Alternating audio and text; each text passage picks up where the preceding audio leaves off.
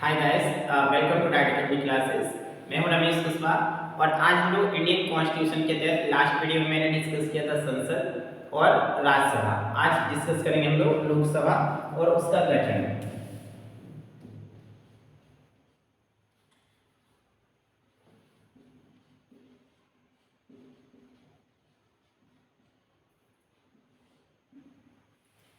लोकसभा लोकसभा में हम लोग अगर देखें कि सबसे पहले पढ़ेंगे इसका गठन, कि लोकसभा का गठन कैसे हुआ, इसका स्ट्रक्चर क्या है और इसके प्रमुख हम लोग आर्टिकल डिस्कस करेंगे। जैसे आर्टिकल 81 से होता है तो उसके तहत डिस्कस करेंगे। फिर देखेंगे लोकसभा चुनाव प्रणाली के आधार पर डिस्कस करेंगे कि कितने प्रकार की होती है। फिर हम लोग देखेंगे लोकसभा क्षेत्रों का परिसीमन और प्रमुख राज्यों और संघ राज्य क्षेत्रों की सीटें, कि लोकसभा में किस राज्य की कितनी सीटें हैं, वर्तमान स्थिति क्या है।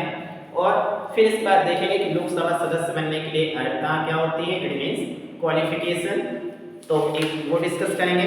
लोकसभा के लिए निर्हता यानी डिस्क्वालिफिकेशन डिस्कस करेंगे। लोकसभा का कार्यकाल कितना होता है, उसे क्या घटाया बढ़ाया जा सकता है, कब कब ऐसा किया गया है, उस पर इंपॉर्टेंट डिस्कस करेंगे। लोकसभा के पदाधिकारी, it means office bearers of the Lok Sabha, Lok Sabha के अध्यक्ष और की कार्य और शक्तियां, इन सभी को हम लोग डिस्कस करने वाले हैं। तो चलिए स्टार्ट करते हैं आज का सेशन। सबसे पहले देखते हैं लोकसभा का गठन। तो आपको पता है कि भारत में लोकसभा का जो पहला चुनाव है, इसे अगर इसमें सबसे पहले से देखें, इसे हम क्या कहते हैं, people of house of people.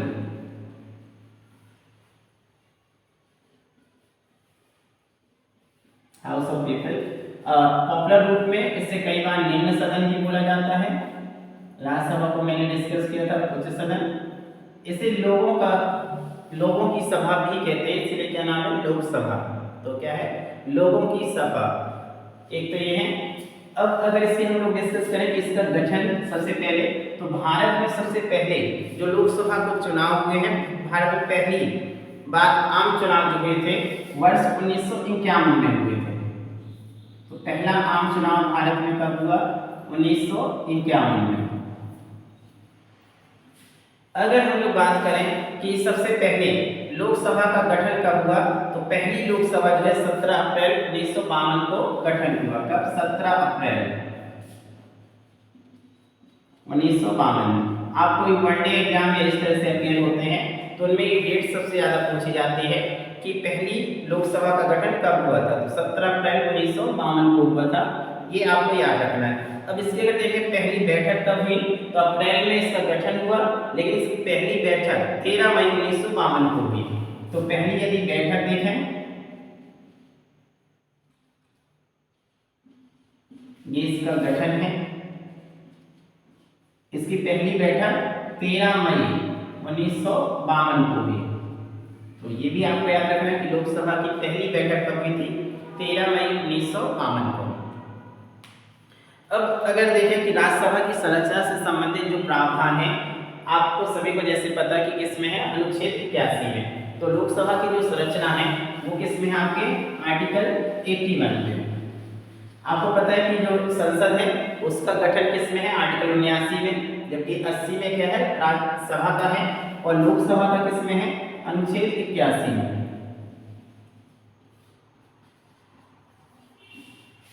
तो अगर हम लोग इसकी संरचना की बात करें तो आपको जैसे पता है कि सबसे पहले अगर हम लोग इसका पहला प्रोविजन देखेंगे, इसका अनुच्छेद 81 का पहला प्रोविजन ये कहता है कि लोकसभा की जो कुल सीटें हैं मैक्सिमम वो कितनी है। जैसे आपको पता है कि टोटल लोकसभा में वर्तमान में कितनी है, 550। इसकी मैक्सिमम स्ट्रेंथ कितनी है, 550 सदस्य हैं। तो 81 एक क्या कहता है कि इन 550 में से जो है 530 सीटें किससे होंगी, स्टेट से होंगी। इसका अर्थ है राज्यों के जो हैं, राज्यों से चुने गए, राज्यों के प्रादेशिक निर्वाचन क्षेत्रों से निर्वाचन द्वारा चुने गए सदस्यों की संख्या कितनी होगी, 530 से अधिक नहीं होगी। तो 530 किससे हो गए, स्टेट से। अब कितना हो गया, 20। तो इसी 81 का 1 का जो बी है या खा कह सकते हैं, इसमें कहा गया कि जो 20 सदस्य होंगे वो किससे होंगे, संघ शासित प्रदेशों अर्थात यूटी से होंगे, केंद्र शासित प्रदेश।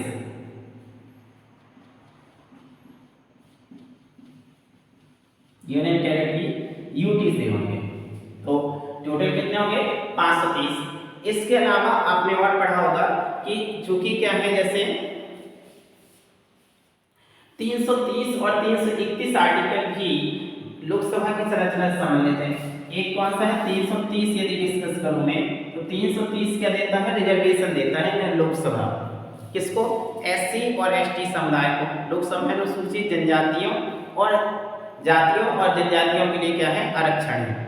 ओके, तो आपको पता है कि जैसे इन 550 में से अगर रिजर्वेशन की बात करें तो कितना आपका 2 वर्ग है, एक एससी और एसटी के लिए इसमें रिजर्वेशन है।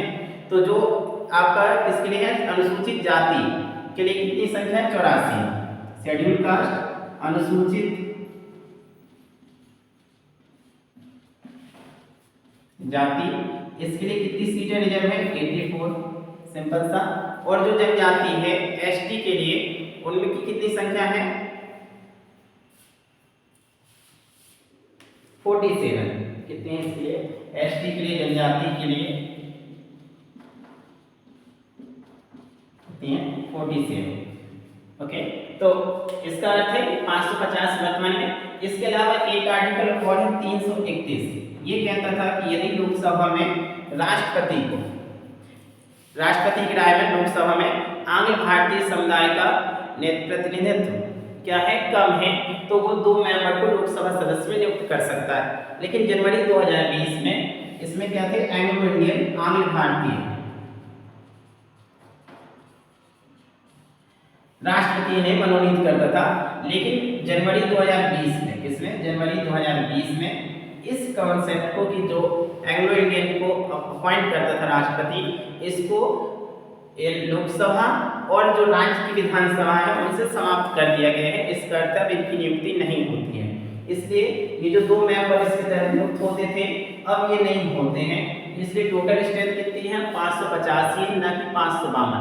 ये आपका करंट से था, इसका अर्थ आपको ये याद रखना है। अब हम लोग इसको स्टेट और यूटी में अलग अलग देखते हैं और वर्तमान में इसको मैं डिस्कस करता हूँ।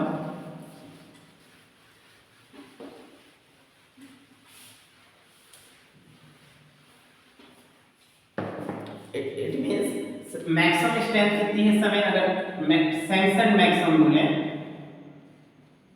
तो वो कितनी है, 550। कितनी है, 550। अगर हम लोग वर्तमान की बात करें कि वर्तमान में कितनी है, प्रेजेंट सिनेरियो क्या है, तो प्रेजेंट में अभी 543 इसकी स्ट्रेंथ है, किसकी, लोकसभा की, कितनी, 543। अब हम लोग इसमें डिस्कस करते हैं कि अभी वर्तमान स्टेट और यूटी का क्या रोल है। तो अगर इसमें स्टेट और यूटी को देखा जाए, चूंकि आपने एक और चेंजेस देखा होगा जम्मू कश्मीर का, उसकी वजह से भी चेंजेस हुए हैं। तो सबसे पहले अगर स्टेट देखें तो जो स्टेट की इसमें सीट है, स्टेट की कितने हैं, 524 है वर्तमान में, और 19 सीट कितनी बची, यूटी की कितनी, अर्थात केंद्र शासित प्रदेशों की कितनी है, 19 सीटें हैं, किसके, केंद्र शासित प्रदेशों की।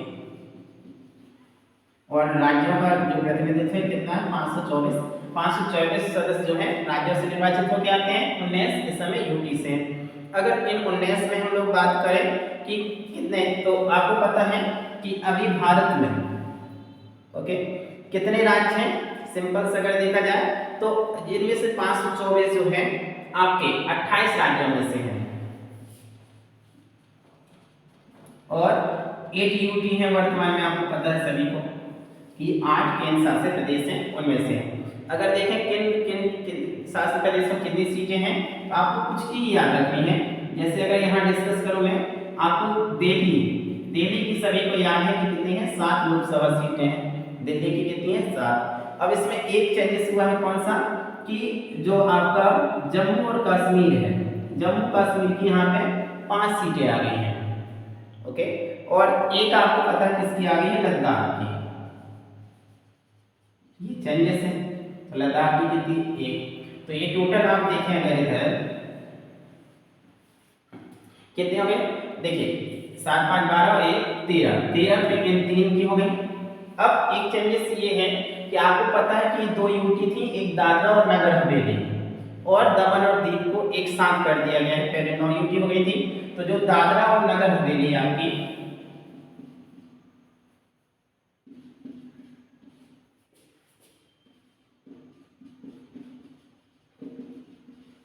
एवं दमन दीव ये चूंकि दोनों अलग अलग यूटी थी तो इनकी पहले एक सीट थी, तो अब इन दोनों की मिला के कितनी हो गई है 2 सीट।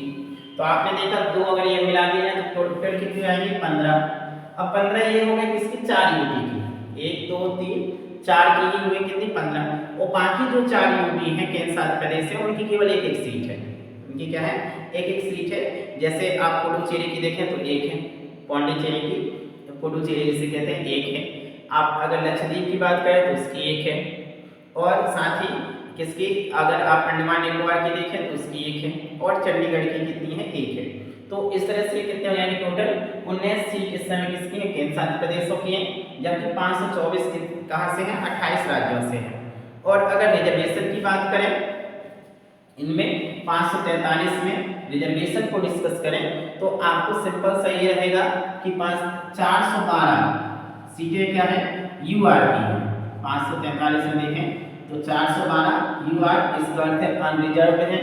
और आपको एससी का भी मैंने डिस्कस किया था कि एससी की कितनी सीटें हैं 84, और इसी में अगर एसटी की सीटें देखा जाए कितनी है 47। तो ये करंट है आपका कि करंट से रिलेटेड जो सीटें अपडेट थी वो इस प्रकार है। आई होप आपको ये ज़्यादा अच्छे से क्लियर हुआ होगा कि ये किस तरह से स्ट्रक्चर है अभी वर्तमान में। तो अभी वर्तमान में जो कुल स्ट्रेंथ है मैक्सिमम सेंसन जिससे हम लोग बात करें तो 550 है। 2 इसलिए कम है क्योंकि 552 हुआ करती थी, लेकिन एनुअल इंडियन कॉन्सेप्ट जनवरी 2020 में हटा दिया गया है। अब वर्तमान में 543 है और इसका नंबर डिस्कस कर लिया। अब हम लोग देखें लोकसभा चुनाव प्रणाली के आधार कि किस तरह से इसका चुनाव होता है।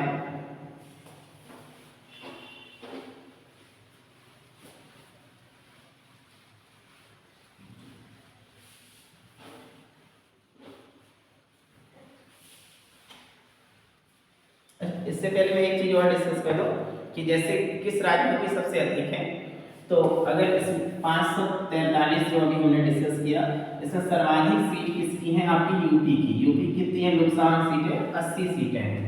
तो आपको एक चीज ये भी याद करनी है कि सर्वाधिक सीटें किसकी लोकसभा की। और साथ ही अगर आप एमपी का एग्जाम दे रहे हैं तो एमपी में लोकसभा की सीटें कितनी हैं 29। तो ये दोनों डेटा आपको याद रखना है। यूपी में सर्वाधिक सीटें और एमपी की कितनी है 29, और बाकी की तो वन है इसलिए कम वाला तो कोई सवाल ही नहीं है। मणिपुर सॉरी जैसे कुछ राज्य हैं जिनकी कितनी सीटें हैं एक हैं, तो वो आप इजी वे में कर सकते हैं।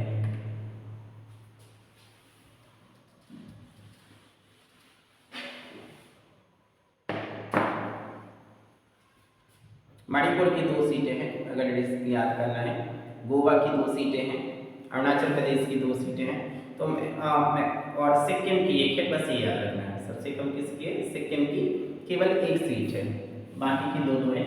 तो इस तरह से आपको ये याद रख जाएगा। अब देखते हैं हम लोग लोकसभा चुनाव प्रणाली के आधार।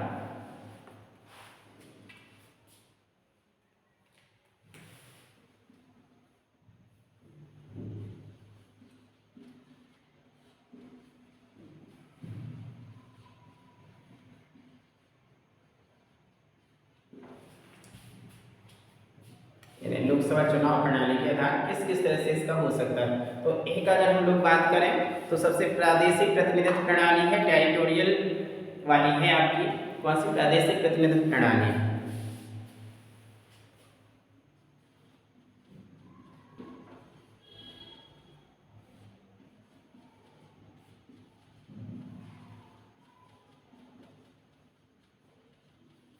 तो एक कौन से हो गए प्रादेशिक प्रतिनिधित्व प्रणाली। फिर आपको पता है कि एकल सदस्यीय निर्वाचन क्षेत्र है, इसी का दूसरा पहलू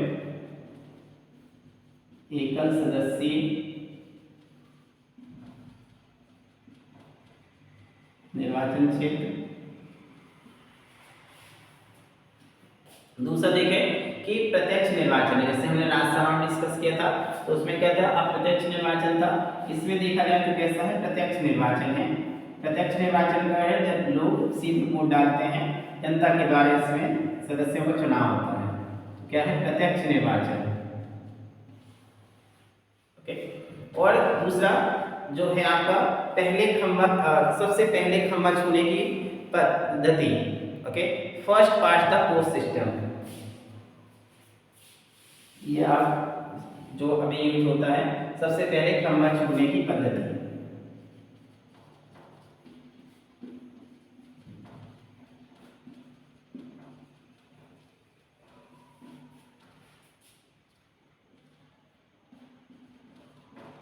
इसके लिए हिंदी यही है इस मेथड का नाम। इसे कहते हैं first past the post system. First past the post system.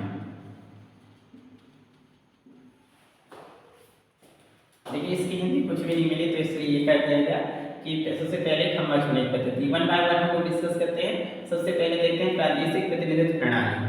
प्रादेशिक प्रतिनिधित्व प्रणाली है कि पूरे देश को भिन्न भिन्न भौगोलिक क्षेत्रों में विभाजित कर दिया जाता है ताकि सभी क्षेत्रों के प्रतिनिधि लोकसभा अपने अपने क्षेत्र का प्रतिनिधित्व कर सकें। इसका अर्थ है पूरे क्षेत्र को देश के अलग अलग किस्में प्रादेशिक क्षेत्रों में बांटा जाता है, यानी कि देश को भिन्न भिन्न भौगोलिक क्षेत्रों में विभाजन करना रहता है ताकि हर एक क्षेत्र से क्या हो सके, लोकसभा प्रतिनिधित्व हो सके। तो इसको कहते हैं क्या? प्रादेशिक प्रतिनिधित्व प्रणाली। दूसरा एकल सदस्यीय निर्वाचन क्षेत्र। एकल सदस्यीय निर्वाचन क्षेत्र का अर्थ है कि लोकसभा के प्रत्येक निर्वाचन क्षेत्र में से क्या होगा, एक ही सदस्य ओके चुना जाएगा, ना कि एक से अधिक प्रतिनिधि। तो एकल सदस्यीय निर्वाचन क्षेत्र का है कि जो प्रादेशिक क्षेत्र होगा, जैसे मान लो इस तरह से बांटा जाएगा, तो इस वाला जो क्षेत्र है मान लो ये वाला, तो इससे एक ही सदस्य निर्वाचित होगा, इसलिए इसको क्या कहते हैं? एकल सदस्यीय निर्वाचन क्षेत्र।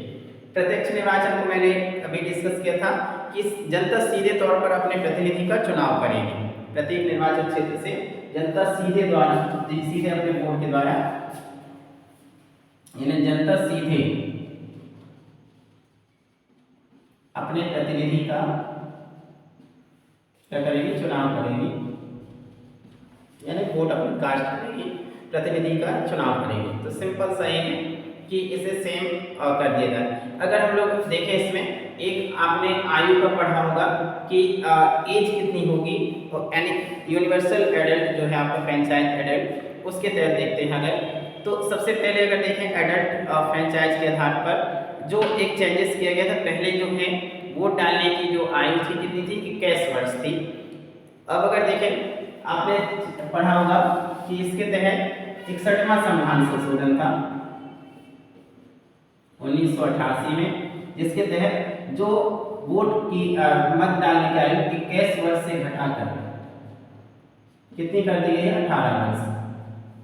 तो अभी जो राइट टू वोट है कितने, जो एडल्ट फ्रेंचाइज है वो कितने हैं? 18 वर्ष है, वयस्क मताधिकार जिसे कहते हैं। अब इसको डिस्कस करते हैं। सबसे पहले खंभा छूने की पद्धति। Okay, first pass the post system. इसका सिंपल सा है कि चुनाव में जिस भी प्रत्याशी को सबसे अधिक मत प्राप्त होते हैं वही प्रत्याशी क्या होता है? विजयी होता है। ओके, इसका अर्थ है इसमें कोई निर्धारित कोटा नहीं है कि इस कोटे में पहुंचने के बाद ही इसे जीता जाएगा। 10 मतों में से अगर देखा जाए कि कुल वैध मतों में से सिर्फ 10 में से 15% पाने वाले प्रत्याशी भी चुनाव जीत जाते हैं। यानी जरूरी नहीं कि आपको 50% पाना जरूरी ही है, केवल वैध मतों का 10-15% में भी चुनाव जीता जा सकता है। तो इसे कहते हैं सबसे पहले खंभा छूने की पद्धति। इसमें कोई निर्धारित कोटा नहीं है कि इतना ही आपको होगा। ओके, सॉरी मैंने इसको ही कर दिया था, तो ये सीधे जनता द्वारा ये वाला पॉइंट था। तो अब अगर देखें लोकसभा सदस्य बनने के लिए अर्हता या qualification for member of Lok Sabha.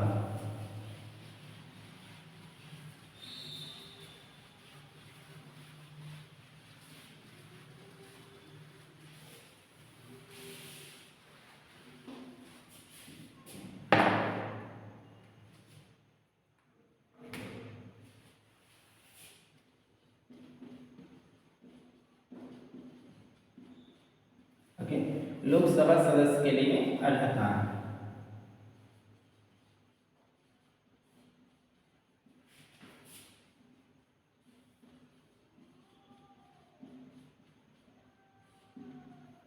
Qualification for the member of Lok Sabha.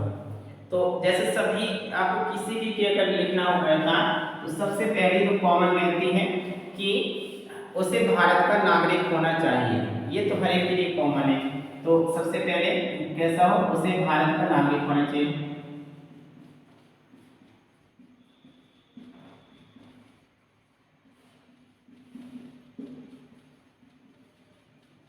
देखिए सेम मैंने जैसे उसमें डिस्कस किया था, इसका अर्थ केवल भारत का नागरिक होना चाहिए, ये नहीं कि जन्म से होना चाहिए, कैसा होना चाहिए, ये बिल्कुल भी हमारे इसमें नहीं है। यानी केवल उसे कैसा होना चाहिए, भारत का नागरिक होना चाहिए।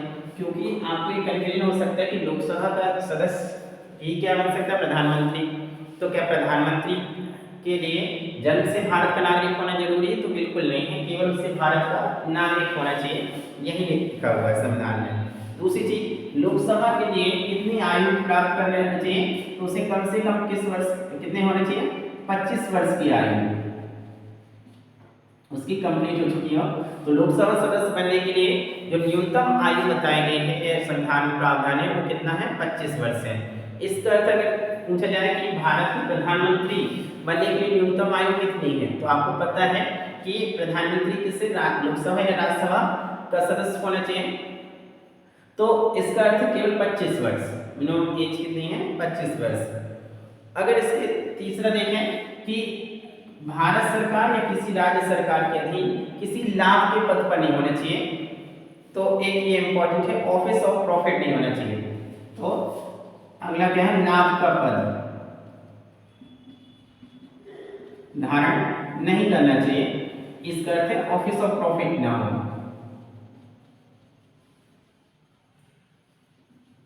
किसी भी केंद्र सरकार या राज्य सरकार के अधीन ऐसा नहीं होना चाहिए। तो एक चीज तो ये है। फिर अगर देखें कि नेक्स्ट विकृत और दिवालिया घोषित ना हो, ये भी सभी में कॉमन ही रहता है, विकृत और दिवालिया घोषित ना हो, सिंपल सा। और एक और इसे किसी अपराध के लिए 2 वर्ष से उससे अधिक की सजा नहीं हुई हो। पांचवी क्या है कि किसी भी अपराध में उसे 2 वर्ष या इससे अधिक की सजा ना हुई हो। किसी भी अपराध के लिए अगर सजा होती है तो फिर वह सदस्य नहीं बन पाएगा, तो इस तरह से नहीं होना चाहिए।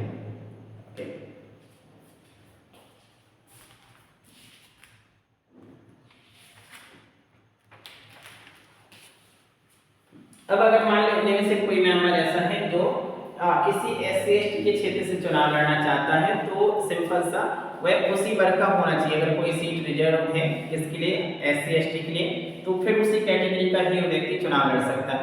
लेकिन जो सीट रिजर्व नहीं है अर्थात UR है, वहां तो SC ST के भी चुनाव लड़ सकते हैं। आपको पता ही है कि किसी UR का अर्थ है अनरिजर्व।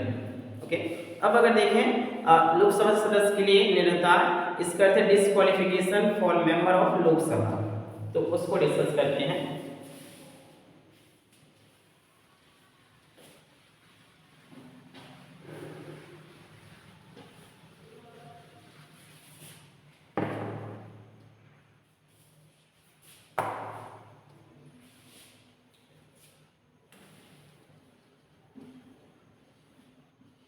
निरंतर डिस्क्वालिफिकेशन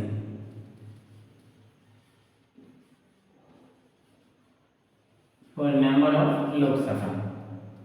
ओके, तो सिंपल सा कि संसद द्वारा बनाए गए किसी विधि के द्वारा उसे अयोग्य घोषित कर दिया गया। पहला कि संसद अगर कोई विधि बनाती है उसके द्वारा उसे अयोग्य घोषित न किया जाए। संसद द्वारा बनाई गई किसी भी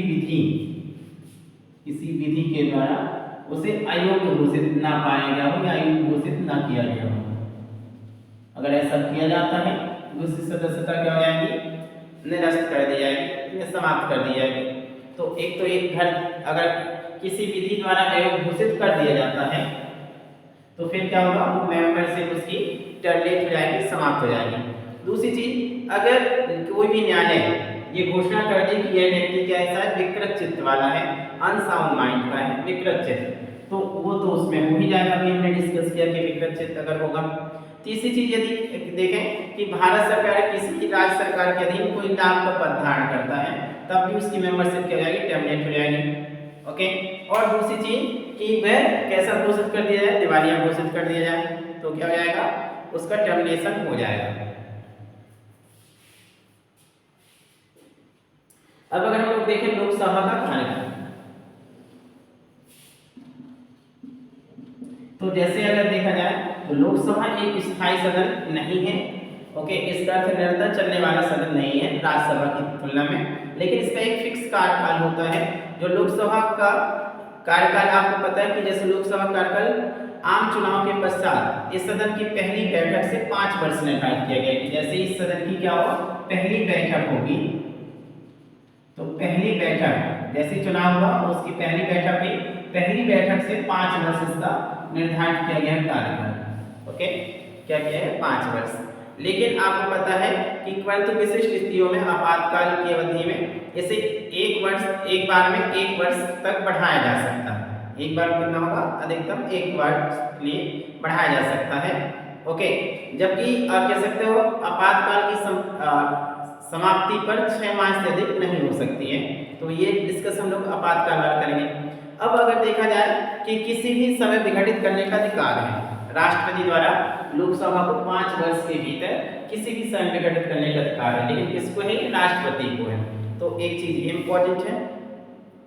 ओके, लेकिन कैसे किया जाए, लोकसभा जब विश्वास खो देता है, विश्वास प्रस्ताव वगैरह हम लोग उसको पढ़ेंगे। तो आई होप आपको लोकसभा समझ में आ गया होगा। अब हम लोग डिस्कस करेंगे लोकसभा की शक्तियां।